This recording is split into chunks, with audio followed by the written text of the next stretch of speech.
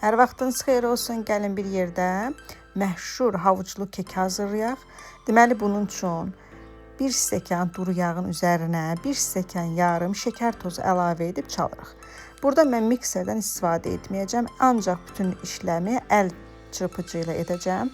Deməli daha sonra isə buna 1 dolu xörək qaşığı, deməli gördüyünüz kimi bəkməz əlavə edirəm, yəni doşab və artıq üçünü yağ, şəkər tozu və bəkməzi bir-birinə yaxşı qarışdırdıqdan sonra bir-bir yumurtaları əlavə edirəm və çalıram.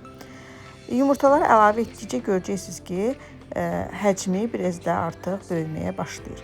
Daha sonra buna yarım stəkan süd əlavə edirəm və yenə də çırpmağa davam edirəm. Əl çırpıcıdan istifadə edəcəm dediyim kimi sona qədər və çox da gözəl alınacaq. Deməli daha sonra bura 2 stəkan, yəni çox un əlavə etməyin. Bu kek mənə elə gəlir ki, un çox sevmir. Və ona görə də 2 stəkan, 2 dolu stəkan bura biz əlavə edirik unu. Unu da əlavə etdikdən sonra yaxşı-yaxşı bunu qarışdırırıq və şəkər tozu, qabartma tozu da bura əlavə edirik. Bu aşamada əlavə edirik. Bax gördüyünüz kimi nə çox duru, nə də çox yumşaq bir deməli bizim kek xəmirimiz alınır. Elə bu cür də olmalıdır. Deməli artıq spatulanı bir kənara deməli əl çırpıcısını bir kənara qoya bilərik. Daha sonra isə biz quru ərzaqları bura əlavə edəcəyik. Deməli 3 dənə kök götürürəm, orta ölçüdə 3 kök. Onu xırda gözdən, deməli rəndənin tam xırda gözündən keçirdirəm.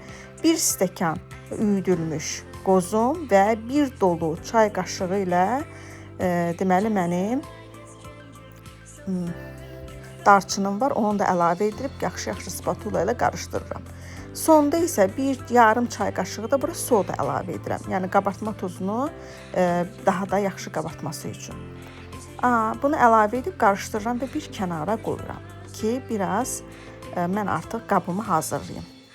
Qabıma isə baxın kərə yağını, bir çay qaşığı kərə yağını tam şəkildə ətrafına yayıram və onun üzərinə də 2-3 çay qaşığı da deməli unumu ələyərək əlavə edirəm ki, bu işləmi mütləq həyata keçirdin qızlar. Çünki əks halda keksiniz deməli qəlibə yapışar.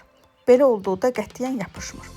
Və tam bərabər şəkildə yaydıqdan sonra bunu sobada 150 dərəcədə, hardasa 40-45 dəqiqə, bəlkə də ola bilər ki 50 dəqiqə, yəni bu sobadan asılı olaraq dəyişir. Tam içi pişənə qədər deməli bunu bişiririk. Deməli çöplə yoxlayırsınız, mütləq baxırsınız. Çünki bu havuc içindən yumşala bilər, kekimiz daha gec pişə bilər. Ona görə də bam odda, yəni orta atəşdə 150-160 dərəcədə bunu bir 50 dəqiqə, 45 dəqiqə, yəni yoxlaya-yoxlaya, kontrol edə-edə bişiririk. Pişdikdən sonra, tam pişdikdən sonra qızlar, bax gördüyünüz kimi çox yüngül, yumşaq bir kek salınır.